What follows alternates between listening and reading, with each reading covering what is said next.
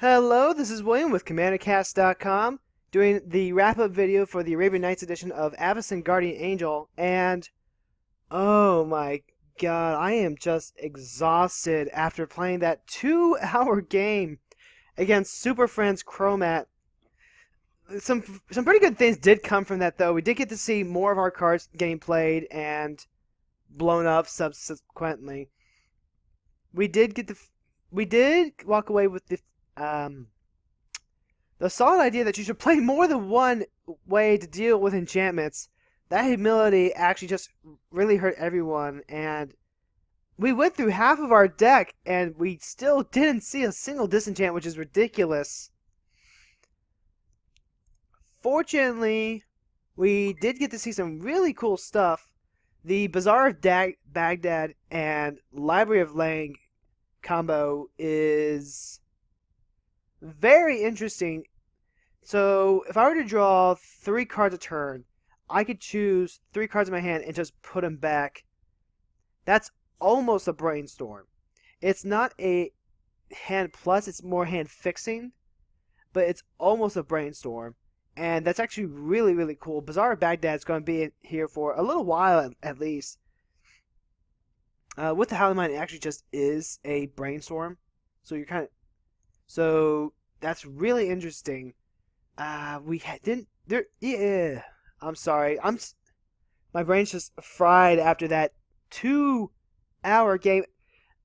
Again, I don't want to keep stressing this enough. Play what you enjoy online, since everything is going to be kind of, miss and match. Everyone's going to come from different play groups. Everyone's playing online. If you want to play super competitive decks that can win on turn 3, go ahead and play that. If you want to play Herb the Durley decks and meet people online just having fun, go ahead and do it that way. It's going to be lots of fun. But that doesn't mean I have to like the deck that you're playing with. And Super Friends is just one of those decks that if it's not like an aggressive build or an immediate combo build, granted it's different in paper than on Moto because you can shortcut it. But the decks are usually just so grindy that they take forever to win, and and you stop playing Magic and you start playing, whack a Planeswalker. It's like you went to the arcade, grabbed your hammer, and just trying to hit the Planeswalkers as soon as they hit up. Granted, that one was supercharged by the fact that we had 2 Howling Mines and Mana Flare going on. But that's the Mana Flare. That level of silliness just doesn't happen. But we don't keep up as well either. So there is that. The Rod of Ruin did some surprising things today. Actually ended up picking off a couple of people and Planeswalkers. And, I'm going to count it as the win condition for that second game against the new player. Because 5 turns and he's actually just dead. With conversion out, turns all his mountains into plains. So he can draw it into his blue source after that. But just no. We just completely shut him off with Avacyn and all that. The Mana Vault continues to be really awkward. I know you're supposed to use it for, that sudden burst of acceleration, but we don't have anything that we want to accelerate into as part of the problem. Maybe that will change when we get to some of the bigger angels like Rhea Dawnbreaker and Akroma Angel of Vengeance. But right now, without that power game, it's actually just awkward. I'm not going to cut it just yet because it is still a potent mana rock, and we have much worse things to cut, like the Healing Salve, which I haven't seen. Holy Strength isn't the worst, I say as I cringe slightly, but there are definitely worse things. The Icy Manipulator got a lot of great work in today, and you're going to know, and we basically just saw a lot more from our alpha cards than our Arabian Nights cards because there's just so many cards that we didn't see a whole lot of in general. We didn't get to see the Hoff come in. Apparently we have a 90s theme deck, and we didn't get to see David Hasselhoff, and you can't have the 90s without David Hasselhoff. Like, come on. Karma got some surprising pot shots in. It makes me want to play with Urborg a little bit, but not in this deck. I could see playing it in, say, a black-white deck where the idea is attrition and dealing damage to everyone, where you can play or work and have it benefit you rather than just straight hurt you. You can get that out and get the exquisite blood so that you're gaining the life back. You're getting a net gain.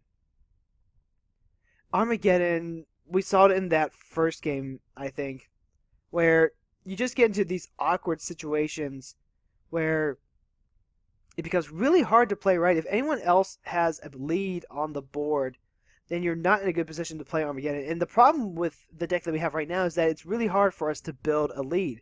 Avacyn is the only major win condition we have.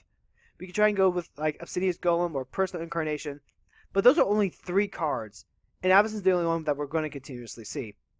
Avacyn herself, I was very happy with how she was after the alpha. I'm still happy with how she worked now. She just didn't really get a chance to do a whole lot.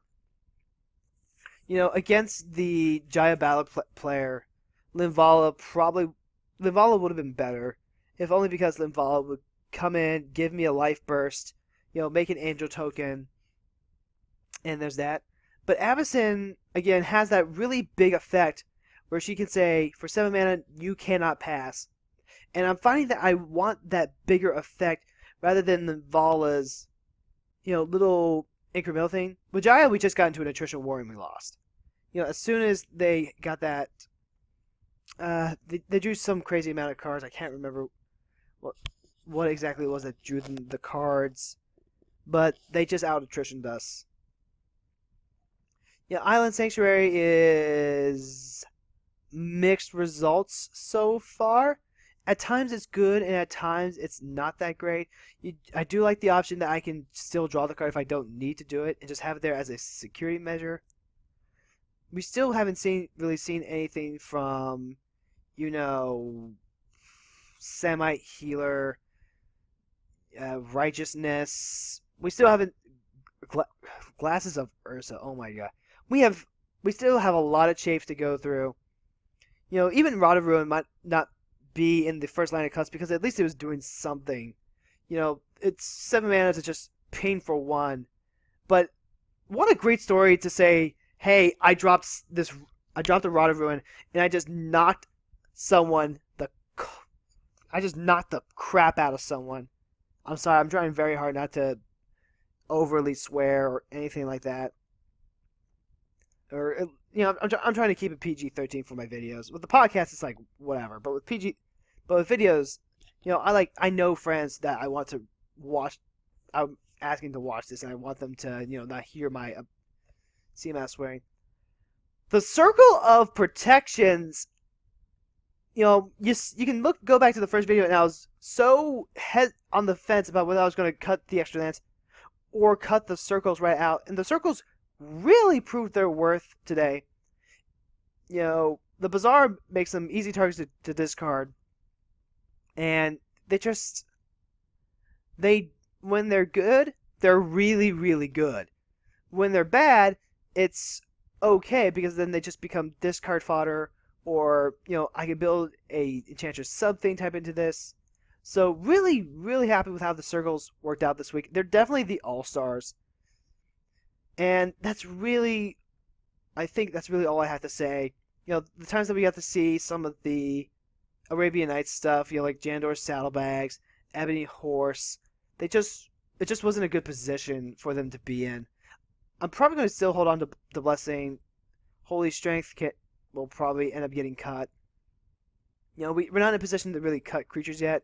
If I was going to cut creatures, I'll probably end up cutting the Jade Statue, because the constant 2 mana to do it is not going to be that good in a deck that wants just more stuff to do, and it's so tight on mana to do it. We could get cute with like the Bazaar Baghdad into Resurrection.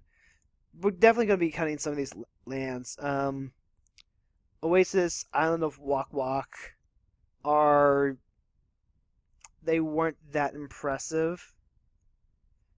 Now that I had a chance to actually do it, I just wanted to drop more mana making lands. So Desert's going to be able to stay in. Bazaar of Baghdad, though, was powerful enough that I want to keep it in a mono white deck. Part of that's just because mono white needs draw. but the Bazaar did that well enough. Like, you're drawing 3 cards a turn either way, and then you're discarding 3. So you're just picking the worst 3 cards in your hand to ditch. So I think I'm done for now. The one last thing, though, is that reverse damage is one of those cards that I'm still looking forward to play. We got to see just a little bit with the eye for an eye. We didn't actually get to use it, but we were in a situation where that could have been really good. So we're still going to try the reverse damage effects.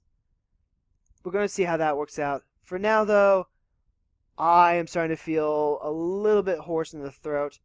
I still really had fun doing these tonight. I'm still looking forward to doing this. Next up, we should be doing Antiquities, and I'm going to go ahead and tease this just a little bit. We're going to be getting a lot of great artifacts to help really bolster this deck, and some really cool lands, including Strip Mine. So I'll just leave that out there. Alright, so I am done with this week's Deck Tech Wrap-Up.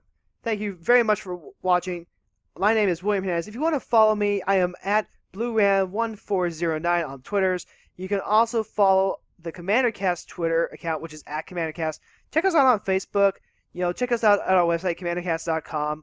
We're also on Stitcher. You can go ahead, download our podcast. We're going to have the videos up there. I'm aiming for Friday. I want to make sure I'm doing this right, though.